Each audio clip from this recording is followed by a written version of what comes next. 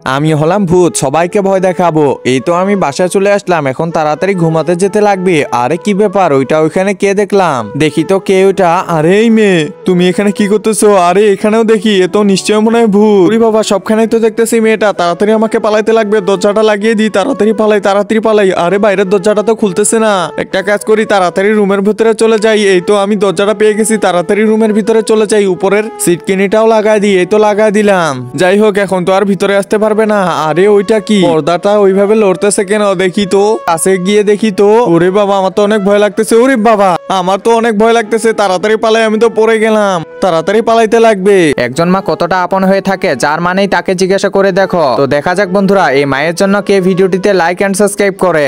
আর যারা মাকে ভালোবাসো না, তারা ভিডিওটি থেকে দূরে থাকো।